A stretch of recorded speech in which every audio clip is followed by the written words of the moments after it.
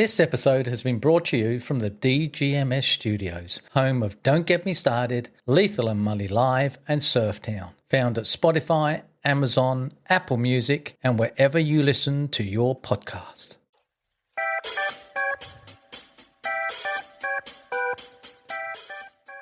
Welcome to Keith and Lee's Don't Get Me Started.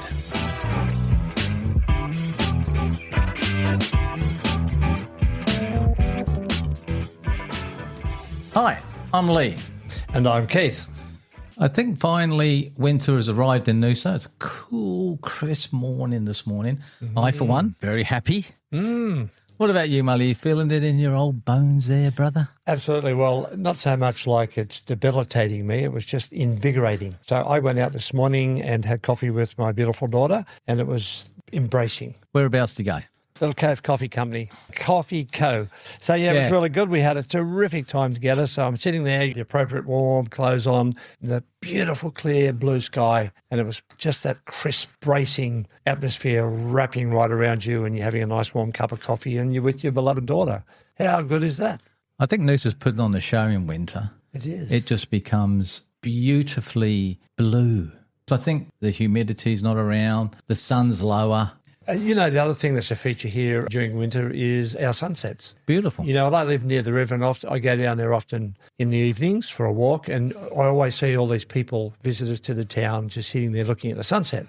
I don't know if you've experienced but if you go to Santorini, the town I think is called Oria. Could be wrong about that. But anyway, the people sit there, and I think I've mentioned this before. You have. When the sun goes down, they clap. You know, I thought it was astonishing. Yeah, it is, mate. I've got heaps of photos here of the sunset over Mount Timbira. Yes, Mount Timbira, isn't it? Yes, it is. People clap over unusual things. You know, you go to Russia and when the plane lands, all the passengers clap. Yay, survived that one. Talking about beautiful places, we have a lot of downloads from America, all across America. We could ruin that. We could start talking You could. We could start talking about politics and drop off real quick. And in all those downloads, I want to do a big shout out to a place called Boardman in Oregon. We normally get one, maybe two, or three or four or five. There's multiple downloads from Boardman, Oregon. Now, I looked it up online. Yes. There's 3,800 people. It looks an amazing place. So if you're out there and you're one of the guys or girls that have downloaded our episode, it was called Fate and Destiny, let us know what you think of it. Send us an email to don'tgetmestarted2024@gmail.com. We would love to hear from you. We'd love feedback, good, bad, or ugly. But please, let us know. Broadman, Oregon, did you look it up on the map? And is it on a main highway? Yes, I did, but I didn't take a thorough look. And is it in north or south of Seattle? Not sure. Actually, I looked up to see how many people there were, and there was 3,820 population there. So I'm thinking, okay, so it's not as if it's got 10 or 20,000 people. Oh, well, that's interesting. I grew up in a town with 3,000 people, so, you know, I've got a soft spot for small towns. Look, it's on a major river. I'm just looking it up on Google Maps. It's south of Seattle. South of Seattle. There you go. So thank you, Boardman. Good on them. Well, when we do our world tour, because we're big in so many different countries, we'll go to Broadman. Our round the world tour. Yeah, you know, we've got to go to. I just can't wait till we know that we have listeners in North Korea. And then I'm going to say to you, right, Lee, we're on the plane. No worries. And you know how we're going to finance it? Selling T-shirts. Yeah. Right, Mully, let's get into the topic because this is quite a big one. You suggested probably 3-4 weeks ago about the topic we're going to discuss. And, of course, I like doing my research because it hit a note in me of what it truly is. So what is it, Keith? The topic is when friends fail you. When you said that, yes, I'm thinking, okay, define a friend. I think a friend in need is a pain indeed. Oh. Now, don't you get a 3 strikes and you're out rule for a friend? Yes and no. Right. I do, yes. It depends. See, there's so many variations in this on so many different facets. There are friends who are true friends. There are friends who are good friends. There are friends who are okay friends. And then there's friends you put up with. And then there's scrap. For some reason or other, they're in your life and you can't get rid of them. 3 strikes, yeah, they're gone. In fact, if they're way down the bottom and they're scrap and they do 1, they're out. Well, you know me, Melly, I like doing my research and it made me think of what a friend is. I looked up I've looked at some stuff and there's a level of friends as well, and so many friends that you should have and who they are, which is very interesting. But a friend, it says here, is a voluntary mutual bond of affection, trust and support. Yes, and that's top of the range, isn't it? Unlike family or romantic relationships, it is usually egalitarian, meaning both individuals hold equal power. A true friend offers constant emotional support, accepts you without judgment. What about that? Well, that's interesting. Now, I can see what you're saying about egalitarian. They're equal, but some friendships aren't. Some friendships... But is it a friendship then? Yes, absolutely. Yeah, let me explain. Take, for example, the alpha male and the guy who follows along in his shadow. Think Batman and Robin. There's a case for solid friendships where you've got one person who's the alpha male, and that alpha male doesn't always feel very comfortable with other alpha males. For some strange reason, without any words exchanged, they don't bond. But an alpha male will take a friend who's not an alpha male, a little bit softer, more of a follower, and will feel much more comfortable with that person. You know, I know a guy like this. I know two people like this. One guy is an absolute blockbuster, is charge ahead with life, and his best buddy is a follower who just absolutely worships the leader, the alpha male. And their friendship, they would die for each other. So there's no egalitarianism in that. It's really tightly structured along hierarchical lines. So the other thing they've got down here, which is the psychologists and sociologists, define true friendship through a core pillar: mutual affection and trust, companionship, empathy and support, and choice. An unforced relationship that you actively choose to maintain. An unforced relationship. What does that mean? Unforced. It means it just happens. You just enjoy each other, love each other. You're there together and you're joined and you don't even have to work on it. Mutual affection and trust, a shared feeling of care when you feel safe being vulnerable. Yes, and then you can be yourself. Are you vulnerable now, Keith? No, Lee. Have you ever been vulnerable with me? When? No, not with you. I thought you were going to say, have I ever been vulnerable generally with other people? Yes, I have. But not with you, no, because I trust you. Companionship is what you and I are. Enjoying shared experiences, activities, and simply spending time together. Yes. So I classify our friendship as true friends. The description that you said there about trust and mutual interest, etc., and mutual respect, we've got that between each other. We've known each other for over 3 decades. And the rest? We've been through a lot. We've shared a lot of joys. We've shared some, I wouldn't say rough times, but we've had a few little hiccups along the way. And I think that's only strengthened us because we've learnt from each other. So, see, it goes to the question here, what do you do when friends fail you? If I fail you, what do you do with me? Well, you really want me to say this on the podcast? Well, this is the essence of what we're talking about. Well, I think because of our relationship that we have, and it's not built on one thing. It's built on many things over many years. I said to you before some weeks ago is ring the people that ring you. Love the people that love you. Share time with people that love sharing time with you. And you've done that. And over those 30 plus years, you've rung, you've come round, you've kept that relationship open. And I've done the same. When you've come, let's get together. Yes, Keith, let's do this. Oh, when you come back, I'll come and help you. Reciprocal, that foundation that you and I think anyway, that we have. And we've made it stronger every year. So a definition of a good friend. You, Mully, you're a good friend. There you go. Oh, that's a good friend. I'm feeling warm and fuzzy over here. But I don't have that many friends like you. I have acquaintances as well. But it's got here, what is the 7-friend rule? Have you got 7 friends, Mully? I think I have. You have? Yes. I would say I've probably got about 10. You got 10? Yes. Gee, you're greedy.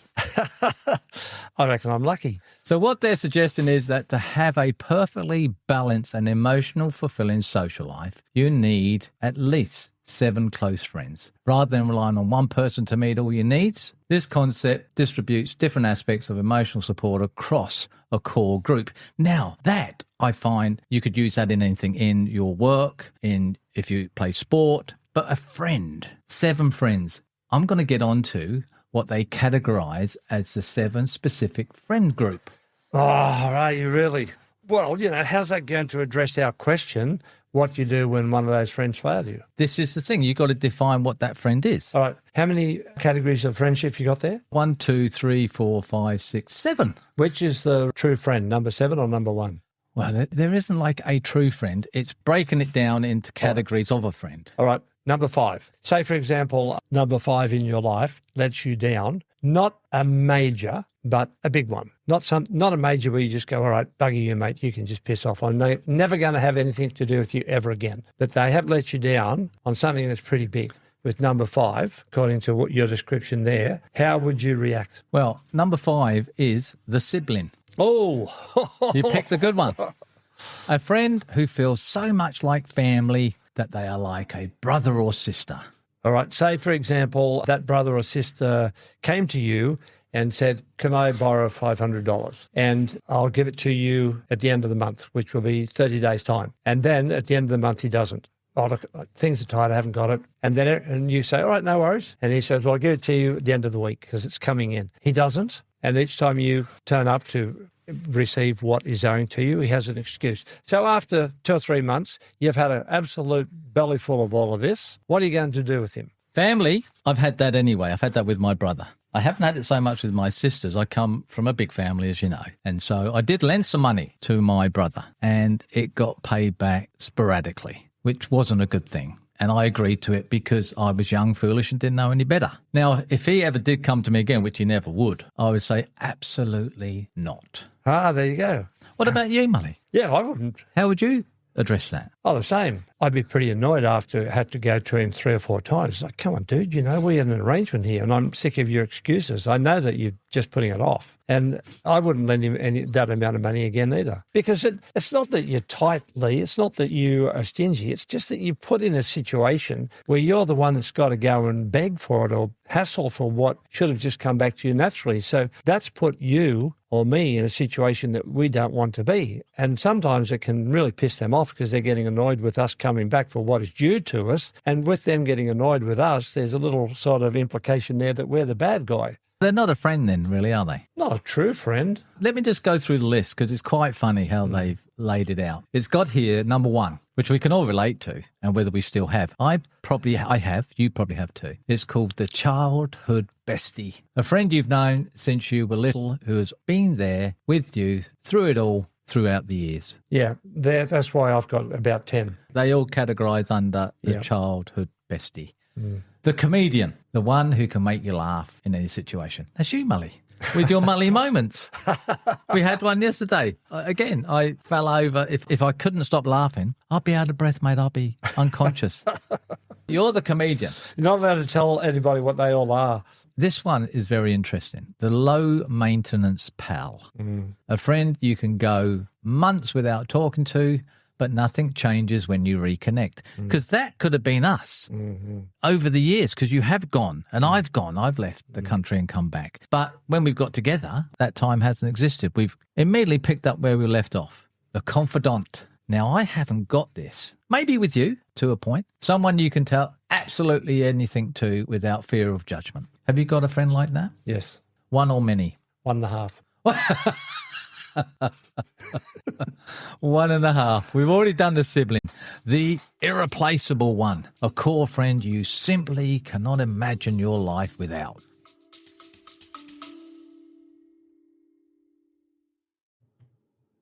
I hope that you're enjoying the podcasts and the content that we're bringing to you each week. I want to take a moment to invite you to support the show.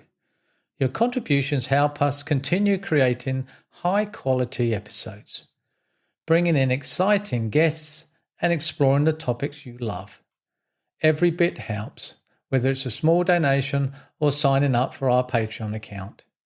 By supporting us, you're not just helping keeping the lights on, you're becoming part of our community and helping us grow. To show our appreciation, we offer exclusive perks, behind-the-scenes content, and so much more for our supporters. So if you love what we do and you want to see us thrive, please consider signing up at buzzsprout.com/don't get me started, support the show. Thank you for being part of our journey, and let's keep the conversation going.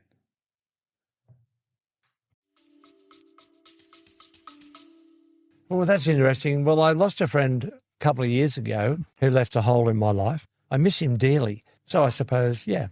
The relationship advisor. No.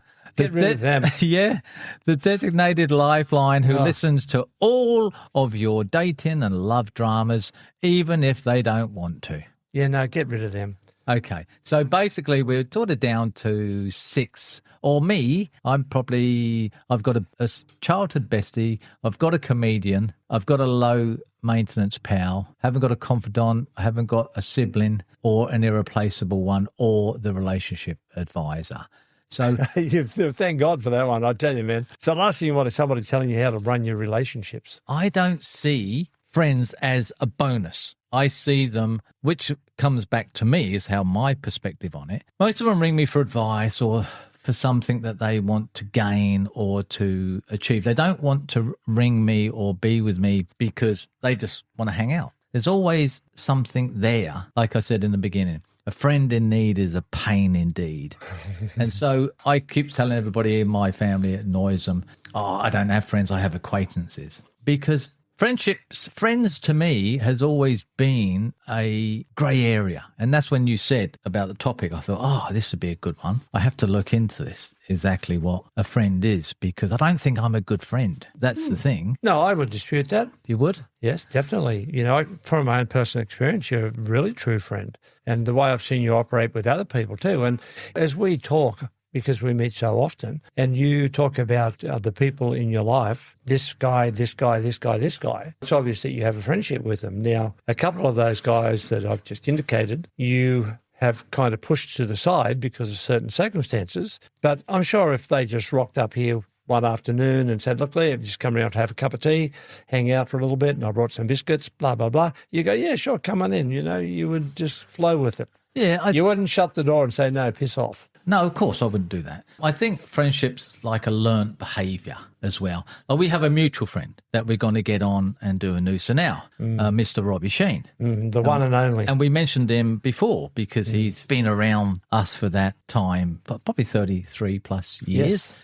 And he's been that guy. Every time you see him, he remains the same. He's true. He's solid in his character for what he comes across as. Honest, like you. You're, like I keep saying, you're one of the honest guys I know. But thanks, Lee. What do you think this? A true friend is someone who enriches your life through mutual trust, respect, and unconditional support. To me, that's a lot there. Is that too much to ask? No. So you would expect that anyway from a friend? Yes, a true friend, absolutely. It enriches your life through mutual trust, respect, and unconditional support, sorry.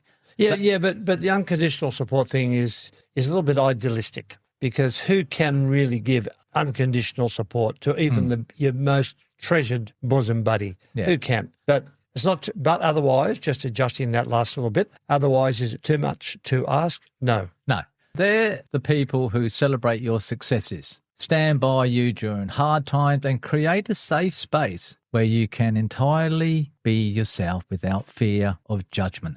To create a safe space, that is an anomaly to me. Also, without fear of judgment. So if they're your friends and you have that, why would you fear that anyway? Why would you create a safe space? Well, because some friends will put you down. Then they're not your friend. Yeah, well, they are. Some of my friends who are good friends, they'll bloody tell me a thing or two about myself, and they have. It's not pleasant. I mean, one of the hardest things I think any human being can ever take is self-criticism from somebody else. Absolutely.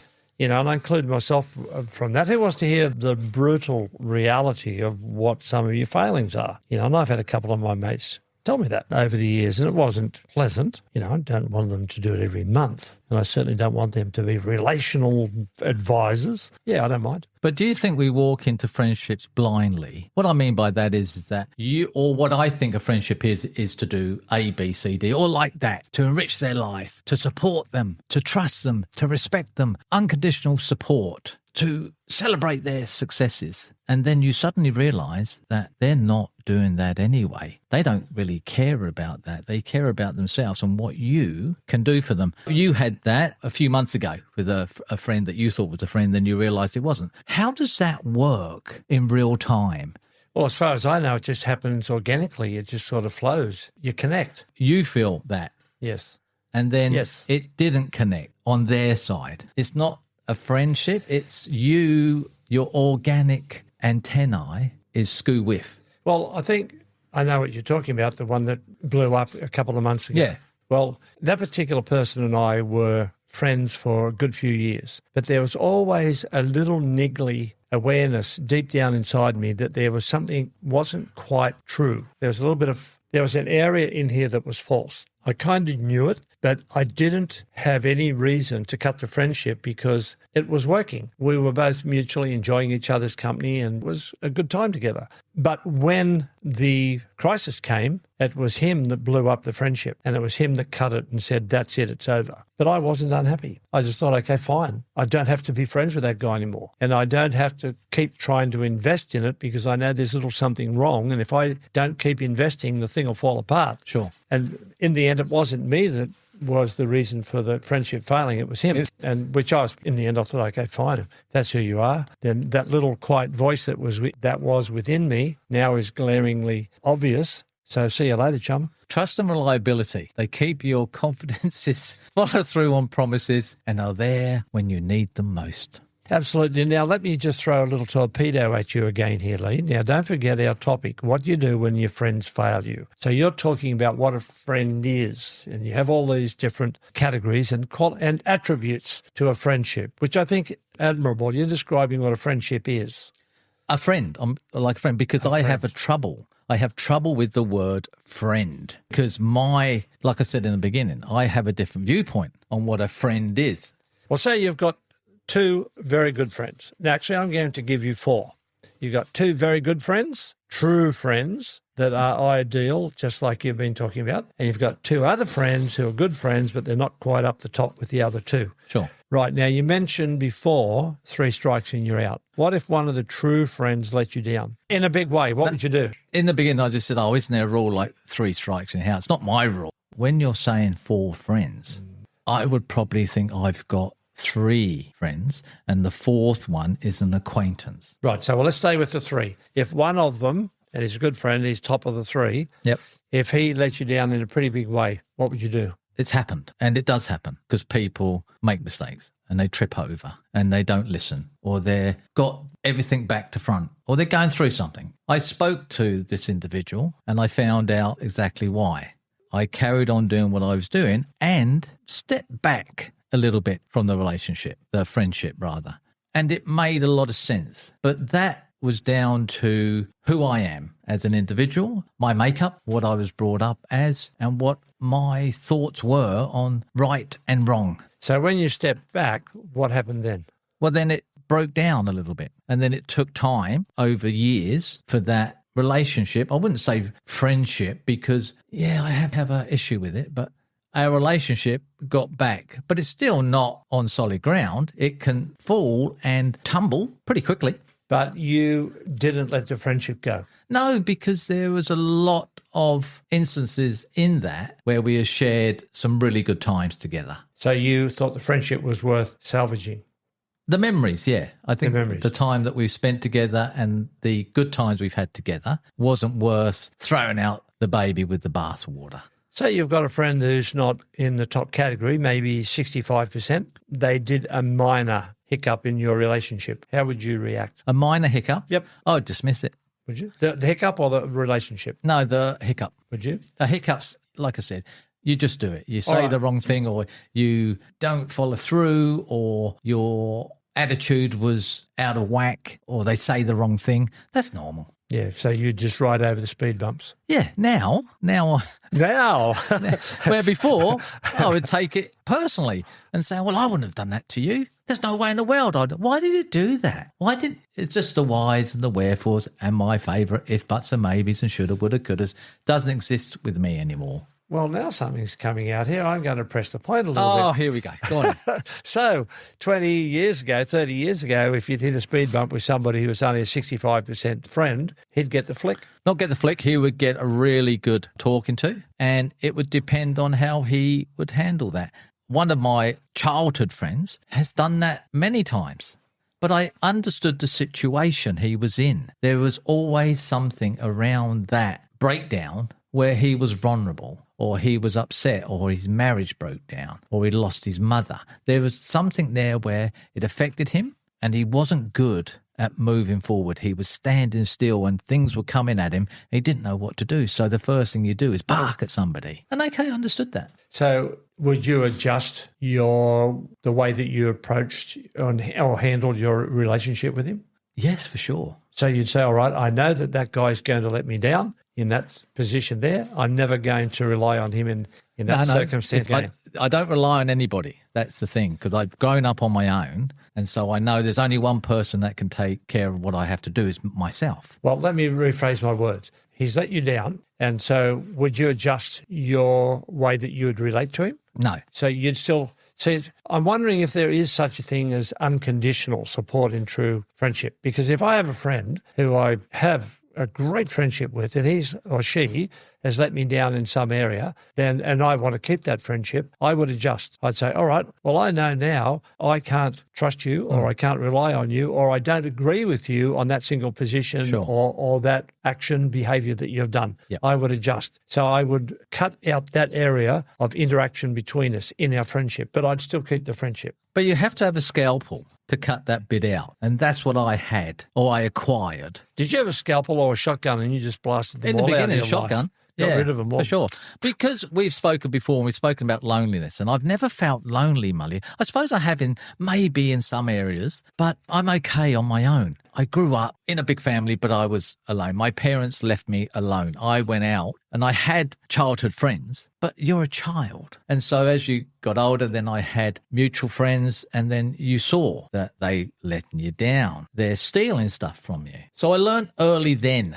And so I was always very careful when it came down to friends. And I realized that you have to, if you want to give out, you're going to have to take who they are as well, and do unto others as you like done unto yourself. And of course, that was never the case. And not that I'm perfect. I am far from perfect. Oh. But I was safeguarding not only them, but myself. Yes. In that. And so that's why with this topic, I have an issue with a friend, because if you push me, I would say I would probably have maybe 4 or 5 friends I would be there for.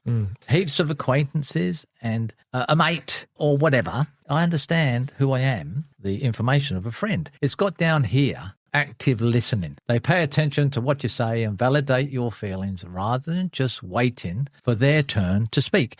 That's a very interesting thing, because who doesn't like to talk about themselves? You've got to be a special person to listen and let them talk.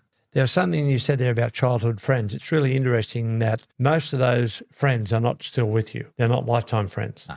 Whereas a lot of people, and that's my case, my childhood friends are still my friends. And we've had a lot of separation in terms of distance, because I've travelled a bit away from my hometown. Most of them have stayed there, not all of them. There's been years when I haven't even talked or communicated with them. But when I reconnected, or when they reconnected with me, it was like those years just fell away. Have they been school friends? Yes. One of them goes right back to kindergarten. Really? Which, he always reminds me, Molly, we went through kindergarten together. No way. Okay. Yep. Well, that's a precious thing.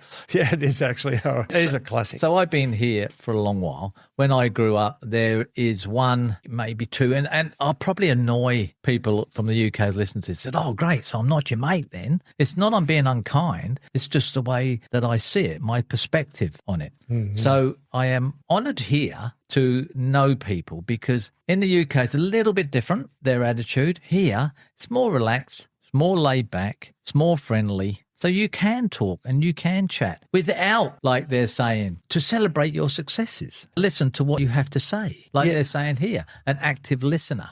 Now, there's another thing you mentioned too. You said about protecting yourself from friends who let yourself down, or people who are acquaintances, casual people that you meet in life, and keeping them at a distance. It's not so much that you're protecting yourself from even your friends who you know will come in and let you down and hurt you. Sometimes it's more than that. I think it's not wanting to invest time, not wanting to invest your heart, your emotions, give them to some full extent to some people who you know are not going to appreciate it. Or even you don't want to really, I've got friends who I just don't want to talk to them about something. And there's friends who don't want me to talk to them either, because, he's going to start, don't get him going. Do you want the short version or the long version? No, short version's good, thanks. Yeah, okay, I got the message. So it's wanting to preserve yourself because you don't want to give yourself to what you see as just a waste? Well, we're in the industry around town in Noosa, and you've been here on and off over the years. You were in the building industry, but I'm in the building industry, so I know a lot of people. I know a lot of people around town doing the podcast, doing the Noosa Pirates podcast. The people that are coming in are extraordinary. The people I listen to when you do your Surf Town, extraordinary. And I think, wow, that's amazing. But do I want to be friends with them, or do I want to hang around with them? Not really, because I'm very happy in my own space. I don't need friends to validate who I am. And so that's my problem. And I'm not rude. I'm not standoffish. I'm very welcoming. But when I say, oh, you want to do this, you want to do that? Well, not really. I'm pretty good, thanks. Well, can I pass a little comment there? You know, you're the type of guy who is very self-sufficient. You're very adept at a lot of things. You're clever. You've got a lot of intuition. Am I clever, Molly? Yes, you are. I've seen you do a lot of things that are clever. And I would have walked away from them and said, oh, bugger that. And you're there. You bloody keep working on it. And, you know. Oh, this was yesterday, yeah. Yeah, but look what I got, though, Molly. Yeah, right between my eyes, mate. Yeah, it flew up and hit you, but you solved it. I would have just said, I would have left it and walked away. You're the type of guy, Lee, who is very self-sufficient. You can trust in your own abilities, which have been very fruitful to you over the years. So you don't really, in one sense, need friends. Now, that might sound harsh because you might seemingly present you as being elitist, but that's not even the case, because I know that you've got a humble heart. But you are the type of guy who's very comfortable being who you are, doing what you can do, trusting in your own abilities. Well, sometimes friends need friends because those friends are going to give them something, or not so much give them, but add something to them that's going to expand their life's experience because they don't have that within themselves. I talked earlier about the alpha male who's got his trusted sidekick, who's more of a follower like Batman and Robin. Sure. Well, Robin wouldn't have been famous without Batman. But Batman loved Robin because Robin was totally faithful in that relationship, and Batman knew he could rely on him. So friendships can give towards each other. Why I kept wondering about this question, what do you do when friends let you down? Because if you're sharing life and you're getting life from each other, it's going two ways. What if they do something so that flow of life between you has been tainted, or it's been lowered to expectations? Not in the expectations in the sense that you have that friendship because you want to get something and you expect it to come, but you're used to what you're sharing together. You lose something. You're very social, so you can talk to anybody anywhere. I'm not that social. So I'm happy to come through, grab what I need to do, and go out the door.